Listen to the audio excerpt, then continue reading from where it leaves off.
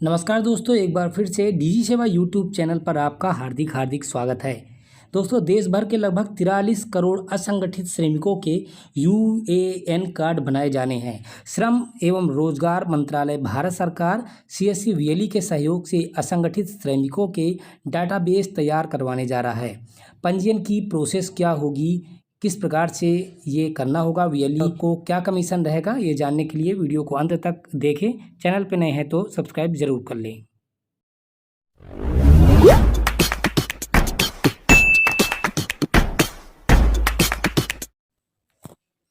तो दोस्तों, जैसा कि हमने बताया कि इस प्रोजेक्ट के माध्यम से सीएससी अनऑर्गेनाइज वर्कर यानी असंगठित श्रमिकों का एक नेशनल डाटाबेस तैयार करेगा, जो श्रम एवं रोजगार मंत्रालय के तहत होगा। अब हम जानेंगे कि ये वर्कर कौन है, असंगठित वर्कर हम किसे कहेंगे। लगभग 43.7 करोड़ वर्कर का जो डाटा कलेक्ट करना है। कोई भी जिस तरह का बीड़ी श्रमिक है, लेबर वर्कर है, कृषि मजदूर है, स्ट्रीट वेंडर है, कारपेंटर है, ये आप लिस्ट देख सकती हैं। हमें इनका डाटा कलेक्ट करना है, हमें इनका केवाईसी करना होगा, जिस तरह से हम आयुष्मान में केवाईसी कर रहे थे। तो NDUW क्या है? जैसा कि हमने बताया कि ministry of labour and employment यानी श्रम एवं रोजगार मंत्रालय इनका एक डाटाबेस तैयार कर रहा है, और जिसका रजिस्ट्रेशन एक वेबसाइट पे किया जाएगा, और सभी को एक यूएएन कार्ड अलॉट किए जाएंगे, जिनका एक यूनिक आइडेंटिफिकेशन नंबर रहेगा। इसका बेनिफिट क्या होगा, यानी कि इस डाटाबेस से आसानी से सरकार इन श्रमिकों के लिए कल्याणकारी योजना बना पाएंगे। और जो पीएम सुरक्षा बीमा योजना है, जिसका प्रीमियम लगभग 12 रुपये प्रतिवर्ष होता है, वो भी इस श्रमिकों को निःशुल्क दिया जाएगा। जैसा कि हमने बताया कि इस रजिस्ट्रेशन का महत्व क्या है, तो भारत सरकार जो शासन की कल्याणकारी योजना है श्रमिकों के लिए, इस डाटाबेस के माध्यम से वो आसानी से श्रमिकों तक पहुंचा सकेगी। साथ ही उनके पैसे के आधार पर स्किल डेवलपमेंट की योजना बना सकेगी, और लेबर हैं जो माइग्रेट कर रहे हैं तो उनको भी रोजगार दिला सकेगी। अब हम जानेंगे कि एलिजिबिलिटी क्राइटेरिया क्या है, किनका हमें वो यूएन कार्ड जारी करवाना है, तो उनका क्या योग्यता होनी चाहिए। तो आप देख सकते हैं कि ये क्राइटेरिया उन्हें फुलफिल करना होगा, यानी कि ऐसे श्रमिकों की एज 16 साल से 59 ईयर होनी चाहिए, यानी 60 से कम होनी चाहिए।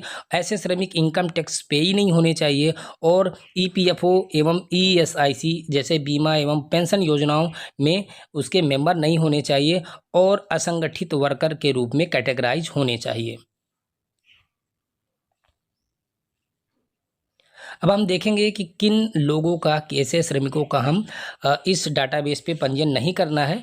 कोई भी ऐसा वर्कर है जो किसी ऑर्गेनाइज सेक्टर में काम कर रहा है, किसी पब्लिक सेक्टर में कर रहा है, रेगुलर सैलरी उसे मिल रही है, रेगुलर भत्ता मिल रहा है, तो उन्हें हम इस योजना में पंजीकृत नहीं करेंगे।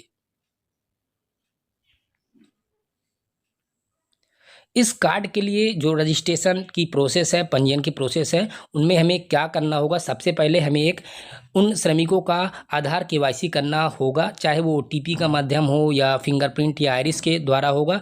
साथ में हमें उनके एक एक्टिव बैंक अकाउंट की आवश्यकता होगी, और एक एक्टिव मोबाइल नंबर भी कैप्चर करना होगा। एजुकेशनल सर्टिफिकेट, इनकम सर्टिफिकेट, किसी प्रकार का पेशा या स्किल सर्टिफिकेट है, वो ऑप्शनल है, वो ज़रूरी नहीं है कि हमें उसे कैप्चर करना है, आप उसे लीव भी कर सकते हैं। तो इसमें हमारे सीएससी का क्या योगदान होगा, जैसे कि हमने आयुष्मान के तहत काफ़ी सारा केवाईसी किया था, काफ़ी सारा डाटा कलेक्ट किया था। इस तरह हमें 43.7 करोड़ असंगठित श्रमिकों का पंजीकृत करना है, और सबका एक यूएन कार्ड जनरेट करवाना है, और उसके बाद उस कार्ड को A4 पेपर पे उन श्रमिकों को हैंड ओवर करना है। इसका कमीशन 20 रुपये होगा मंत्रालय की तरफ से, जो कि 80-20 के रेशियो में होगा, यानी कि हमें लगभग 16 रुपये प्राप्त होंगे, 4 रुपये सीएससी के खाते में जाएगा। उसके बाद जो भी असंगठित श्रमिक हैं, उन्हें किसी प्रकार का भुगतान नहीं देना होगा। हालांकि अगर वो किसी प्रकार का अपडेशन करवाना चाहते हैं, करेक्शन करवाना चाहते हैं, तो उन्हें 20 रुपये पे करना होगा। चलिए अब हम देखते हैं कि डिजिटल सेवा पोर्टल पे इसकी रजिस्ट्रेशन प्रोसेस क्या होगी, किस प्रकार से हमें इस पोर्टल पे इन श्रमिकों का पंजीयन करना होगा। तो सबसे पहले हमें डिजिटल सेवा पोर्टल पे विजिट करना होगा, अपने डिजिटल सेवा आईडी और पासवर्ड का यूज करते हुए लॉगिन करना होगा।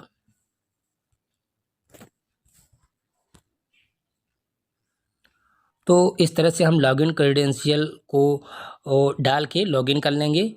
उसके बाद हमें जो ये डैशबोर्ड होगा उसमें ई श्रम सर्च करना होगा। सर्च करने के बाद हमें कुछ इस प्रकार से डैशबोर्ड दिखाई देगा, जिसमें हम इन असंगठित श्रमिकों का रजिस्ट्रेशन कर पाएंगे।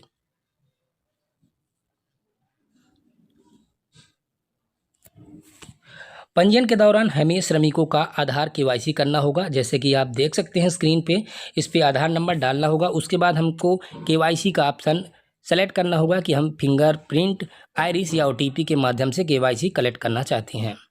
उसके बाद हमें कैप्चर करने के बाद कुछ ये डिटेल फिल करनी होगी। मैरिटल स्टेटस, उसके फादर का नाम, किस कैटेगरी से बिलोंग करता है, क्या वो दिव्यांग है, यस या नो पे क्लिक करना है।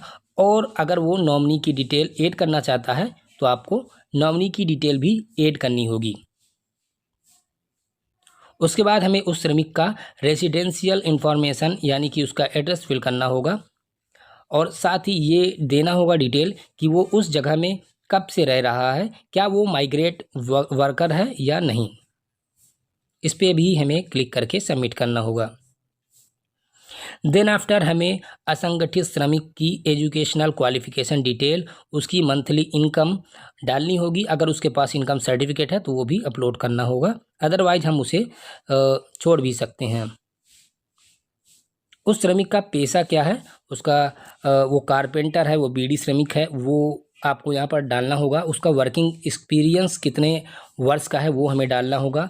उसका कोई अगर द्वितीयक या सेकेंडरी पेशा होगा तो उसे भी आप डाल सकते हैं। अगर उस पेशे का उसके पास सर्टिफिकेट है, उसके स्किल का किसी प्रकार का सर्टिफिकेट है तो वो भी आपको यहाँ पर अपलोड करना होगा।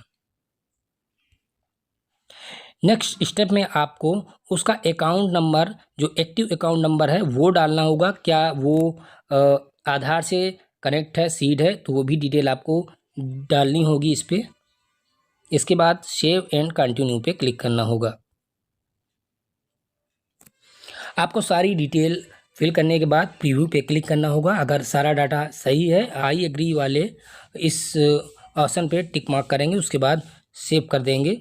सेव करने के बाद आपको बेनिफिशियरी का एक यूएन कार्ड जनरेट हो जाएगा, जिसे आपको बेनिफिशियरी यानी कि श्रमिक को वो कार्ड हैंड ओवर कर देना है।